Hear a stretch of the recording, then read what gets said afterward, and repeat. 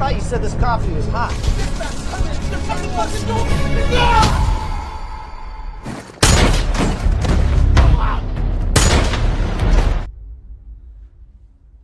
It's a fucking tragedy, boss. Get on the fucking ground. It's a fuck. Go! Don't do it!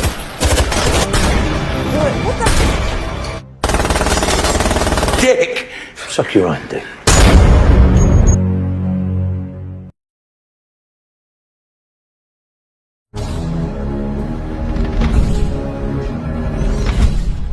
Gotta get these ninjas greased, man. Film diawali dengan memperlihatkan dua petugas keamanan yang sedang mengendarai sebuah truk lapis baja di mana dia membawa sebuah truk dan berangkas yang berisikan banyak sekali uang untuk dikirimkan ke sebuah bank sentral. Namun tak mereka sangka tak lama dari tempat mereka keluar, tiba-tiba mereka dihadang oleh sekelompok perampok bersenjata yang berusaha ingin menjarah semua uang yang ada di truk lapis baja tersebut, di mana dua petugas itu dipaksa keluar dan ditembak mati saat itu juga. God damn. Yeah, I thought you said, dude, it's typical. What's our time?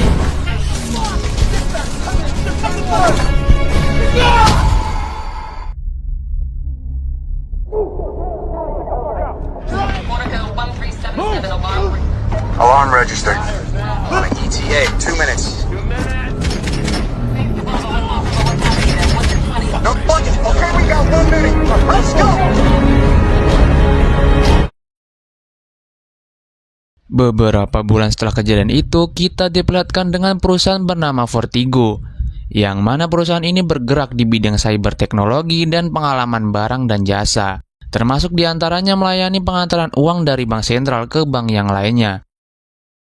Kemudian fokus cerita tertuju pada pria botak bernama Patrick Hill, atau nama penyamaran dengan sebutan H. Kedatangannya adalah terkait dengan CV yang sudah ia lamarkan di perusahaan Vertigo, di mana H melamar sebagai petugas keamanan di sana, menggantikan petugas keamanan yang telah tewas pada beberapa bulan yang lalu. Di situ seorang manajer perusahaan bernama Terry memberikan sedikit masukan dan bercerita mengenai tragedi yang terjadi beberapa bulan yang lalu. Edge kemudian dipertemukan dengan seorang ketua petugas keamanan tersebut bernama Bullet. Beliau yang bertanggung jawab terhadap semua yang terjadi pada seluruh kejadian anggotanya, termasuk menyeleksi kepada anggota baru yang ingin bergabung ke perusahaan tersebut. Di sini terlihat Edge yang sepertinya masih belum terlalu mahir dalam menggunakan senjata. Namun dalam beberapa tes yang telah diujikan, Edge setidaknya masuk ke dalam kriteria untuk bergabung ke dalam perusahaan Vertigo, walau poin dalam ujian Edge ini hanya 70%.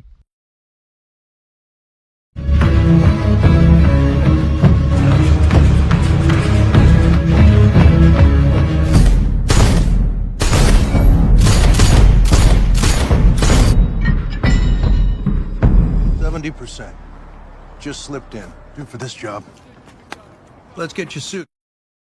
Begitu lulus, Bullet mengajak Edge ke ruang ganti dan berkenalan dengan petugas yang lainnya. Di situ petugas yang lain cukup sinis dengan kehadiran Edge sebagai pegawai baru di sana. Karena Vertigo ini merupakan tempat penyimpanan uang yang sangat banyak, bahkan sampai triliunan, maka diperlukan akses khusus untuk bisa masuk ke dalam perusahaan tersebut. Bring it back in one piece. With a positive mental attitude. Drop dead. Try to keep your piece strapped. Cynical old dog soup. Just replacing Sticky John. Thank you, Stuart. Got it, Blue. Setelah beberapa hari bekerja di Vertigo, akhirnya Edge mendapatkan tugas pertamanya, yaitu dengan mengantarkan uang ke sebuah bank sentral. Bullet kemudian memberikan kepercayaan kepada Edge untuk duduk di depan bersama Dave, yang merupakan salah satu petugas di Vertigo, yaitu seorang petugas yang sok senior dan seolah-olah memiliki jam terbang yang tinggi, dan sedikit merendahkan Edge karena petugas baru yang belum tahu apa-apa. Singkat cerita, pekerjaan mereka berjalan dengan lancar, dan kembali ke perusahaan Vertigo dengan keamanan yang cukup ketat untuk bisa masuk ke dalamnya. Dan begitulah pekerjaan pertama yang dilakukan oleh Edge. Untuk merayakannya, Bullet mengajak Edge untuk nongkrong bareng bersama petugas yang lain, hitung-hitung untuk menambah keakraban Edge dengan petugas yang lain. Namun sebelum keluar dari sana, Edge diam-diam melihat dan mengawasi kartu identitas teman-temannya. Dari tatapannya terlihat jelas ada maksud lain dan seolah-olah ada sesuatu yang terpendam pada pikiran Edge. Di tempat biliar, Edge kembali mendapatkan perlakuan buruk dari teman-temannya, yaitu John, seorang penjaga akses utama pada perusahaan tersebut yang terlihat ingin memancing emosi Edge. Tapi bukannya emosi, malah Edge dengan tenang membalikan keadaan dengan mempermalukan John di depan umum. Yeah. Spectacular. Much for talking, are you, Mary Poppins? Beer. Just make sure you drink it over there.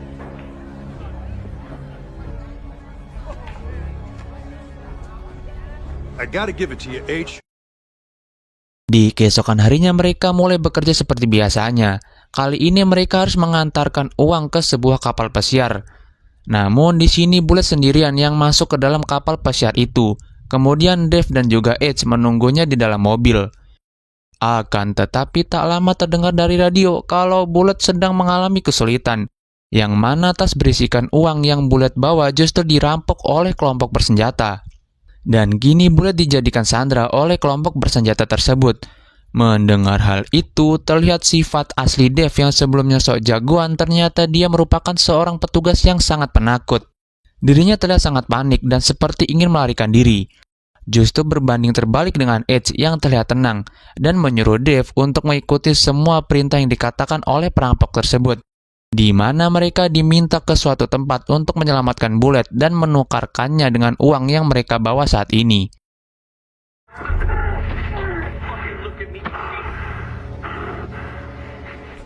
Now listen to me, ladies.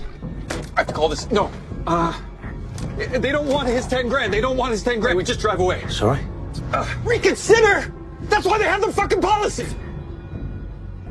You need to pull your shit out of the truck now. John, I'm getting back. But we're not leaving him behind.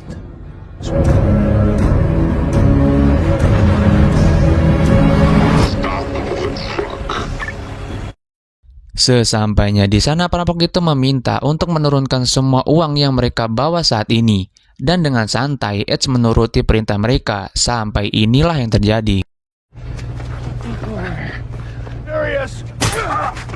Shut the... Boy, I said throw the money in the fucking flat. Dave, you just worry about putting your asshole back in your arm.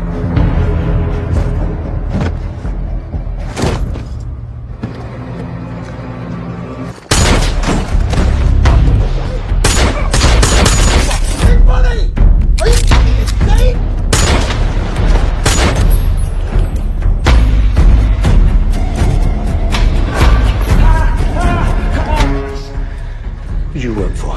Suck your own dick. Di sini terlihat ketenangan Edge yang sangat luar biasa dalam menghadapi semua perampok. Entah siapa sebenarnya Edge ini, hingga sangat mudah dan begitu tenangnya dia dalam menghabisi para perampok itu sendirian. Yang mana tadinya Dave yang sok jagoan di depan Edge, kini hanya terdiam dan seolah tak percaya dengan apa yang Edge lakukan saat ini. Did you make poo-poo?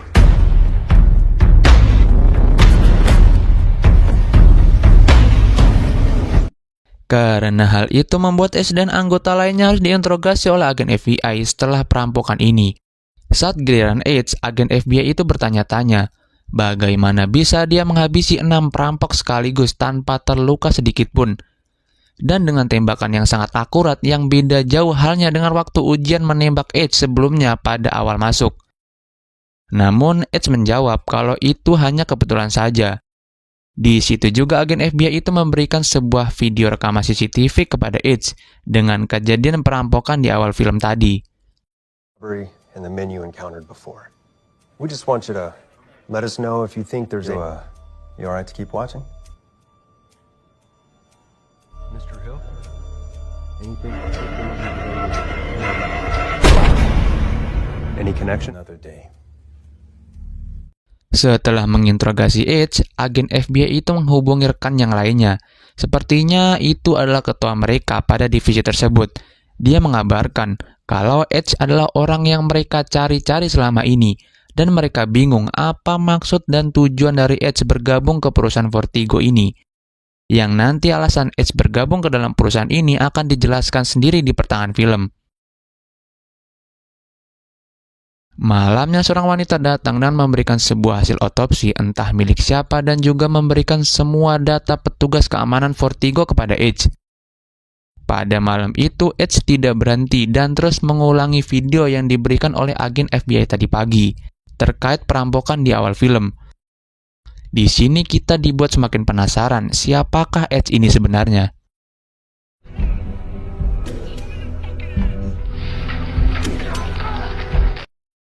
Di keesokan harinya saat Edge bekerja, kini dirinya tidak dipandang sebelah mata lagi oleh teman-temannya karena kejadian sebelumnya. Hingga tak terasa dirinya telah bekerja di Vertigo selama 3 bulan lamanya. Dan di suatu siang saat dirinya sedang bertugas bersama dengan Bullet untuk mengantarkan berangkas uang ke suatu bank sentral, di tengah perjalanan mereka tiba-tiba dihadang oleh perampok bersenjata yang ingin menjarah semua uang yang mereka bawa. Dengan cepat mereka menembakkan gas ke dalam mobil. Namun kembali, Edge begitu sangat tenang dan keluar melalui bagian belakang mobil. Red in progress. We have a code red. Chinatown, Broadway and Hill. Come on, get out of it! Get down! Saat keluar, Edge menutup wajahnya dengan kain, dan di saat itu juga perampok ingin menembaknya. Namun pada saat Edge membuka wajahnya, anehnya semua perampok profesional itu lari ketakutan seperti melihat hantu, dan seolah-olah mengenal siapa sebenarnya Edge ini.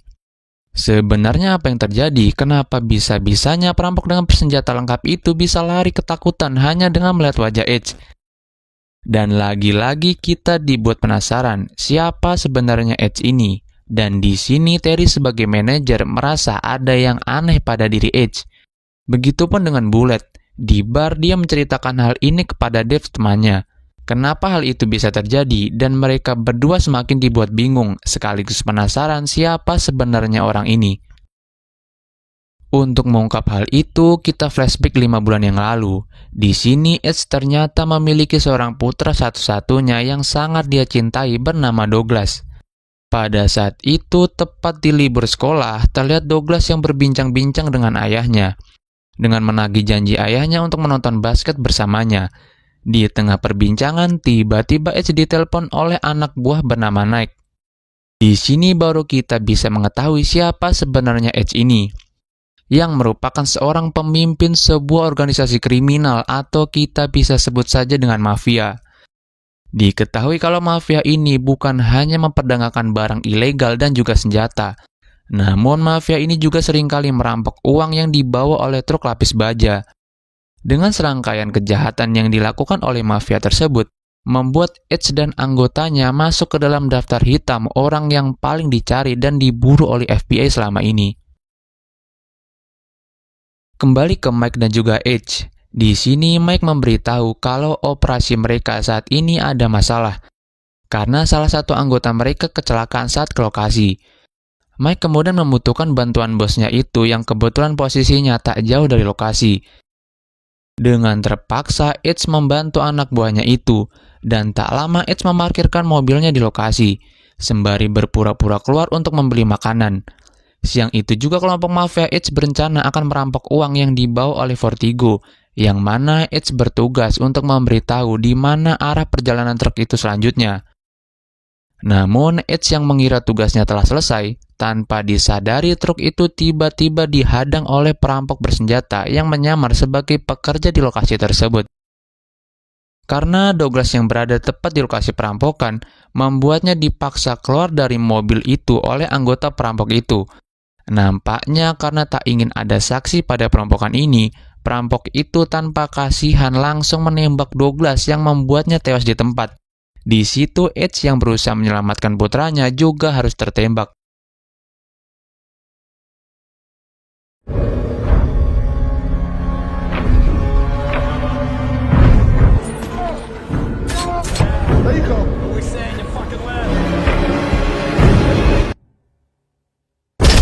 Okay?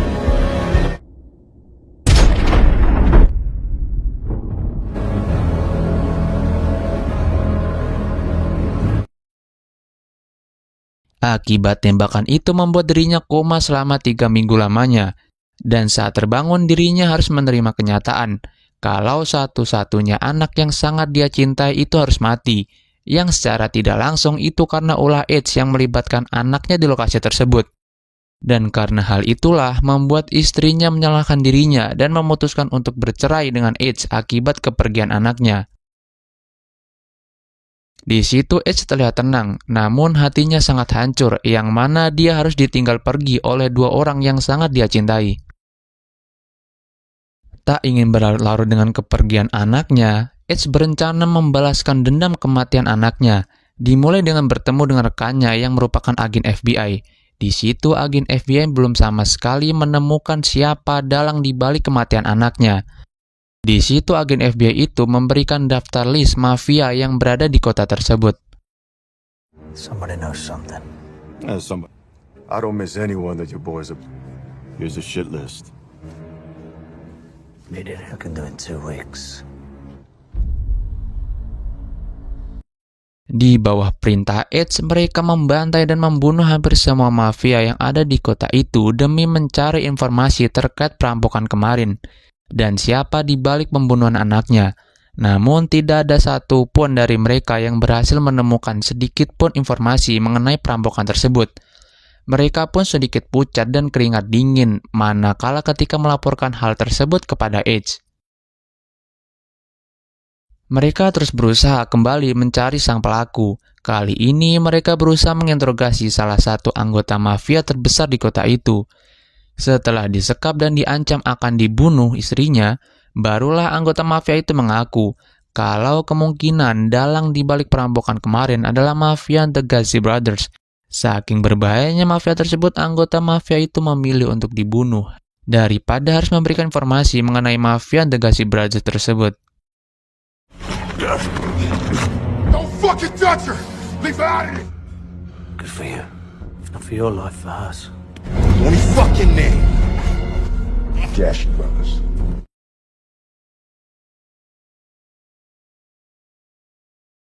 Namun lagi-lagi sekelas The Gazi Brothers pun harus tunduk di hadapan Edge. Di sini Edge dengan gilanya langsung masuk ke markas mereka dan membunuh mereka semua. Setelah diusut lebih dalam, sayang sekali ternyata The Gazi Brothers ini bukanlah dalang di balik pelaku perampokan kemarin. They're filthy fucks. They're more about the smash and grab.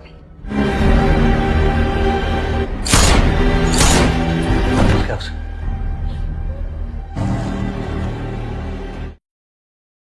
Dengan segala upaya yang terus dilakukan oleh Edge, sebagai kepercayaan Edge, Mike memperingatkan Edge kalau upaya mereka saat ini bisa menjadi bumerang kepada organisasi mereka suatu saat nanti, dan mungkin malah akan menambah masalah baru bagi mafia mereka nantinya. Mendengar nasihat dari anak buahnya, diam-diam dan tanpa diketahui oleh anggotanya, sang pemimpin mafia yang terkenal berbahaya itu berencana akan menyamar sebagai petugas keamanan di Vertigo demi mencari informasi mengenai perampokan kemarin. Di sana dia meminta rekannya untuk membuat identitas palsu guna melamar pekerjaan di perusahaan Vertigo. Di situ terjelaslah sudah siapa sebenarnya Edge ini dan tujuan dia melamar pekerjaan di perusahaan Vertigo. Film kemudian flashback di titik awal, di mana menunjukkan dengan beberapa anggota mantan militer yang berkumpul dan membahas betapa membosankannya hidup mereka saat ini setelah keluar dari anggota militer, dan terus meratapi kehidupan mereka karena tidak ada pekerjaan yang mau menerima mereka saat ini. Karena mereka sangat membutuhkan uang demi kehidupan mereka, mantan anggota militer itu berencana ingin merampok di suatu rumah. That is what is left after 2 Rolexes, grand cash. Wait a minute. Sayangnya perampokan mereka tak sebanyak yang mereka harapkan jika itu harus dibagi menjadi 6 orang. Dari sini mereka belum puas dengan apa yang sudah mereka lakukan. Mereka berencana ingin mendapatkan uang yang lebih besar, yaitu dengan merampok truk pengantar uang. Melalui koneksi orang dalam, mereka berhasil mengetahui di mana pergerakan truk pengantar uang tersebut, yang membuat mereka berhasil merampok uang sebanyak itu dengan lancar dan tanpa masalah sedikit pun. $1,188,571. We want cash. That's a lot of paper right there. 7 ways, not 6. 37. Yes, motherfucker. Hero, it's not your money. Show me your fucking hand. After years, taking its rhythm as normal. He's smart. Sports cars bang. Film menunjukkan beberapa waktu kemudian, di mana terlihat suatu perayaan ulang tahun Jackson yang merupakan pemimpin di antara teman-temannya itu. Setelah pesta perayaan selesai, mereka kemudian ingin merencanakan sesuatu, yaitu dengan kembali merampok truk pengantar uang yang kini nilainya 6 kali lipat lebih besar jika dibandingkan yang kemarin. Tapi yang menjadi pertanyaan, bagaimana Jackson mengetahui hal ini? Dan siapakah orang dalam yang dimaksud oleh Jackson, yang katanya juga merupakan mantan rekannya saat masih berada di militer dahulu? I've got a present for you. Well, it's a lot more profitable than killing Arab. Is the intel good? He's one of us. Served under me back in the day. Setelah planning dan merencanakan strategi selama 6 minggu lamanya, hari yang ditunggu pun tiba. Mereka menyamar sebagai pekerja proyek, yang dapat disimpulkan merekalah yang merupakan orang yang selama ini dicari-cari oleh Edge, yang merupakan dalang di balik perampokan itu dan sekaligus kematian anaknya. Saat truk itu sampai di lokasi, semua berjalan dengan apa yang sudah dirancanakan sebelumnya. Tapi semua berubah ketika salah satu anggota itu yang paling arogan bernama Jan tiba-tiba melepaskan tembakan yang membuat 2 petugas keamanan di sana tewas.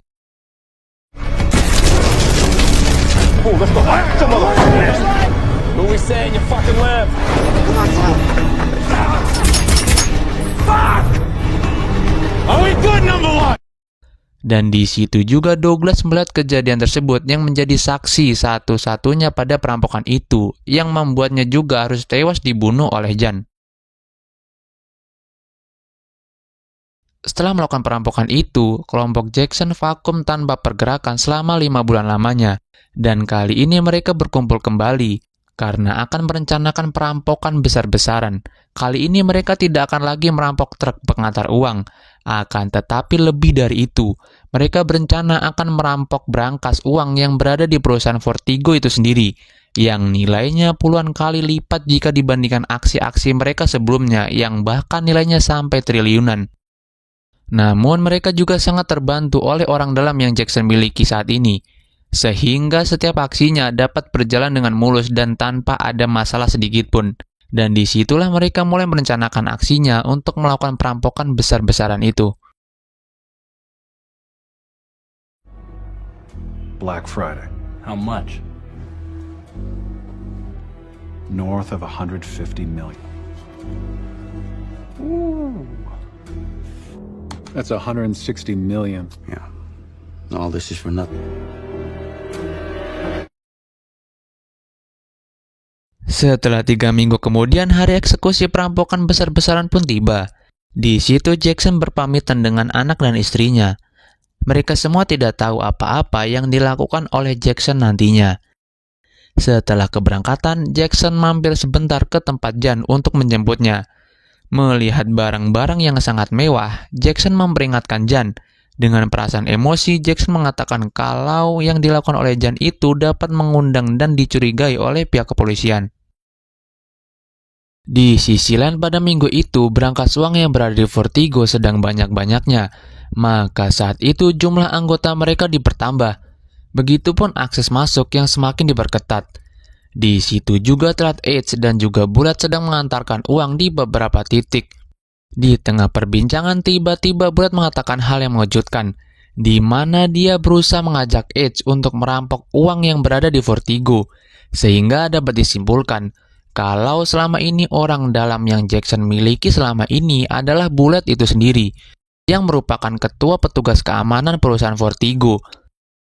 Di situ dengan perasaan senang, Edge akhirnya mengetahui siapa dalang di balik perampokan itu. Dengan terlihat tenang, Edge menerima tawaran Bullet dan terus menggali semua informasi mengenai perampokan itu.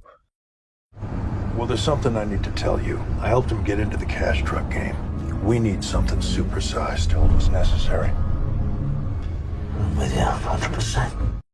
Di situ Bullet memberitahu Edge kalau mereka akan melakukan aksi perampokan itu hari ini. Dan tak lama kemudian Bullet memberitahu rekan-rekannya untuk bertemu di lokasi yang telah ditentukan, guna menjemput mereka semua yang akan bersembunyi di dalam mobil, sehingga mereka dapat merampok uang yang berada di dalam Vertigo.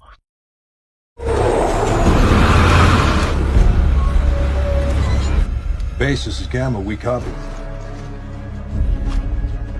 Let me talk to him.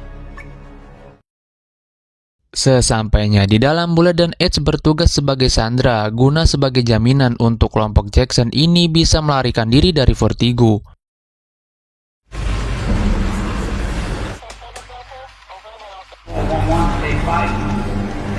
Move now, move! Go! Don't you fucking make a sound. That's all been accounted for. All right, boss. Listen slowly, slowly. Do what he says. Take the front page of every fucking newspaper in America. Berpura-pura sebagai sandera, Bullet memerintahkan anggotanya untuk menyerahkan diri. Akan tetapi anggota mereka tak ingin menyerah begitu saja, dan terjadilah baku tembak di antara mereka. Open the gate or they're gonna fucking kill me! The armor are hard boiled. They won't... Your last chance. 1, 2! Bullet, get down!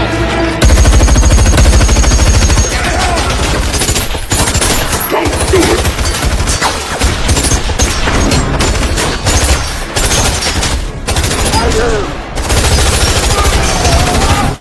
Di tengah para perampok itu memasukkan uang, memanfaatkan kelangan mereka, Edge dengan senyap menghabisi salah satu anggota perampok itu, dan kemudian menyelamatkan Dave dan juga Terry. Di situ juga Edge menyamar sebagai salah satu anggota mereka, guna menghabisi mereka satu persatu.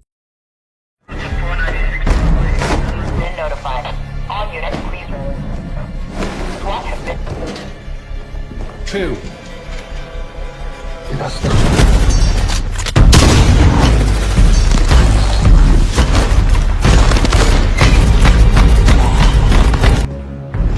The alarm's gone. You can do whatever you... Gonna hurt you!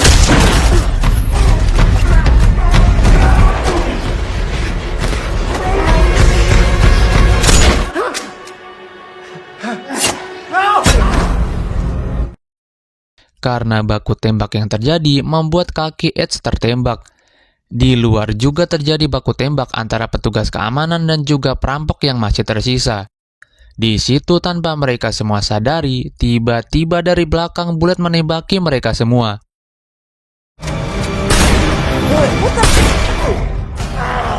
We got 2 minutes.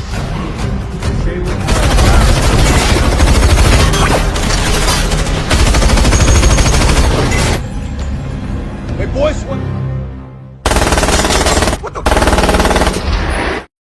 Di situ tersisa Bullet, Jackson, dan juga Jan. Namun bagaimana mereka bisa kabur dari tempat itu? Rupanya mereka keluar menggunakan truk lapis baja yang anti peluru, dan kemudian mereka keluar untuk menuju sebuah gedung yang sudah mereka rencanakan sebelumnya, sehingga para polisi tidak dapat mengikuti mereka.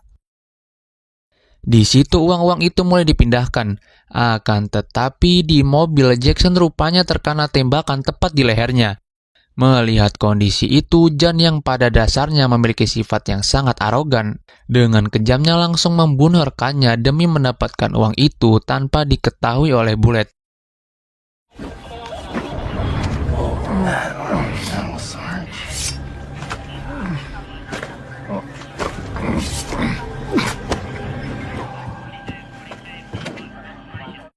Kini hanya tersisa Jan dan juga Bullet. Rupanya gedung itu terdapat ruang rahasia yang telah dirancang khusus oleh kelompok Jackson untuk melarikan diri. Setelah keluar dari lorong itu menggunakan ATV, mereka kembali memindahkan uang sebanyak itu ke dalam mobil.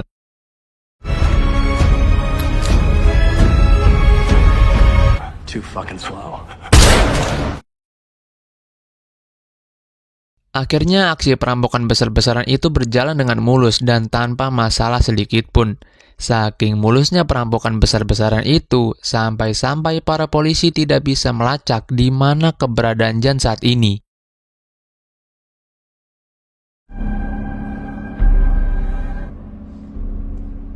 Setelah kejadian itu, saat Jan minum-minum dan terlihat sangat menikmati dengan uang yang dia miliki saat ini, tiba-tiba terdengar suara dering telepon yang berada di tas uang miliknya.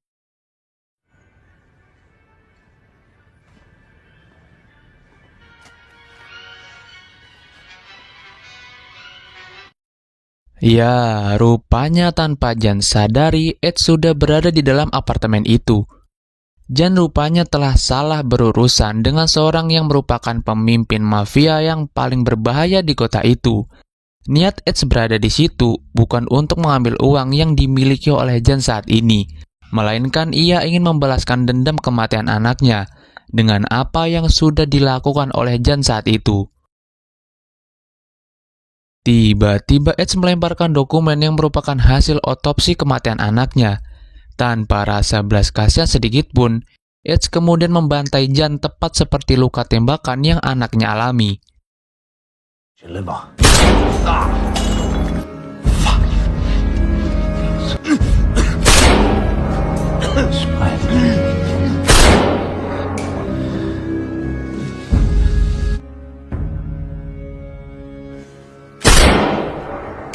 Why?